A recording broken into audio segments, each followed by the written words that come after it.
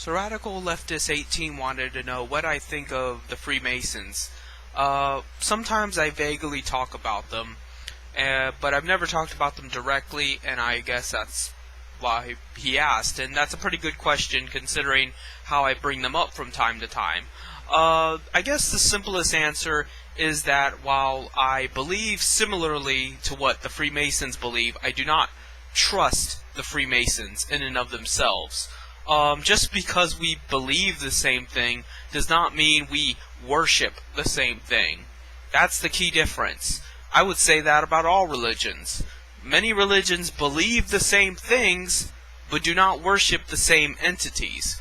And that's why a lot of denominations don't like each other and don't trust each other. Whether or not they realize that's what the case is, I think deep down that's what it's about. That's why Catholicism is so different from baptism, is so different from Mormonism. Because even though it's the same Bible, they're interpreting it in completely different ways. And why are they interpreting it so differently? Because they're deriving their belief system from a different entity. They're deriving their system from a different principle. So that's why you can have the same book and get 10 freaking different religions. 10 huge religions. Not just some cult that happens to be balls to the wall. And that's what it comes down to. That to me is more intimidating, the fact that the Masons know how this shit works and yet choose to stay in that mindset of the strict social hierarchy. That's one of the main reasons I do not like Masonry. Because Masonry is so saturated with class hierarchy.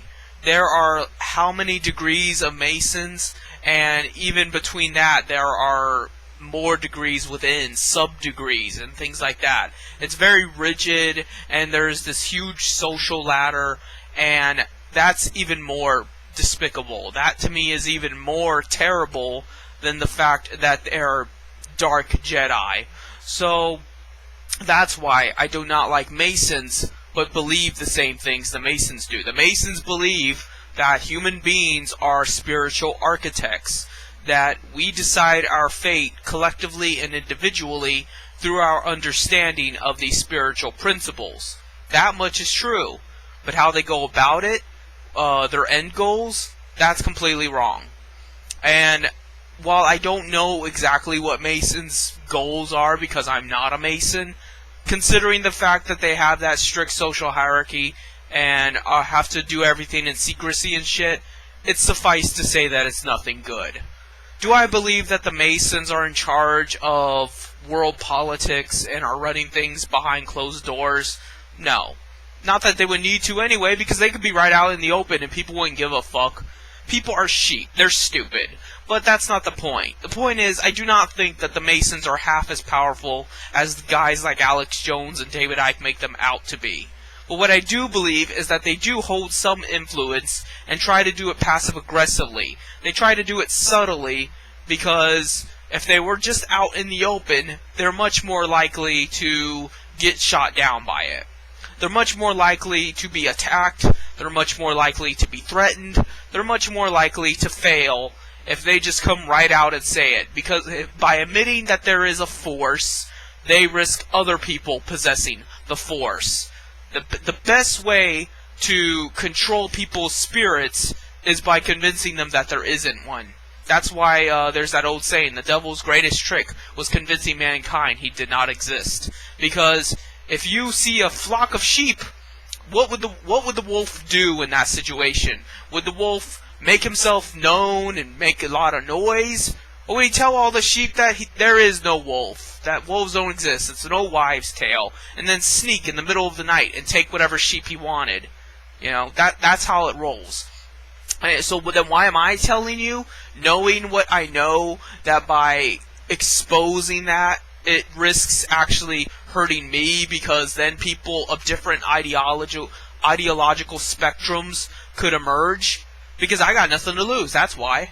I have nothing to lose by enlightening you on this concept of the Force. Because I'm already a loser. I'm already the poor. I am already the 99%. I am already the Gentile, the Goyim. So, what's the point? What's the point of me, holding back and not talking about it and keeping this social structure where we don't talk about Fight Club? There's no point to it. I have absolutely nothing to lose and therefore just everything to gain by exposing it and creating that chaos. Chaos is my greatest weapon because it is this organized structure. Only people with power care about structure and unity and, order. People without power, people without say or representation don't care. They want destruction and chaos because then things are fair. Then things are equal. Then they know how it feels to be us. So that's why I believe what I do and say what I say. It isn't because I'm trying to convert anybody. It isn't because, I think that I'm so spiritually inclined and so powerful in my personality that I can affect you directly just with my words. No, that isn't what it is. When it comes right down to it, I'm trying to throw a wrench into that whole cog. There is this complex machinery at work, clockwork, and I don't care how it goes down. I don't care if it's good or bad in the end. I just want to ruin that clockwork. All that complex mathematical, organization. I just want to ruin it. I just want to ruin all the powerful people's good time and all their plans and everything they've worked so hard for and just burn it to the fucking ground and watch as they cry and sob because it'll mean nothing, just as my life means nothing. Misery loves company. So, I guess that's it.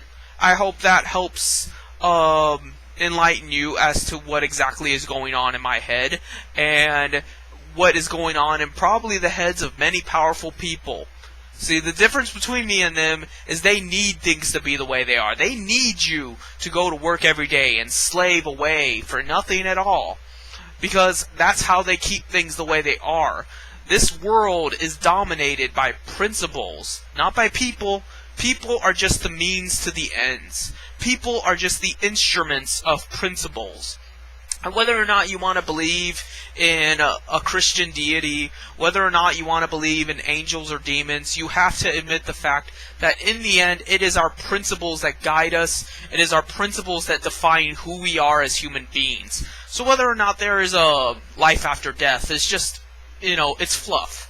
It's just icing on the cake on the fact that we exist in a metaphysical state. So that's what I'm trying to say here. You can interpret on your own time whether or not my version of it is the good one, or if I'm the bad religion, if I'm the Catholicism or the baptism or what the fuck ever. But that's just my, that's the conclusion I've come to from knowing what I know, going through what I've gone through, and shit like that. So see you later.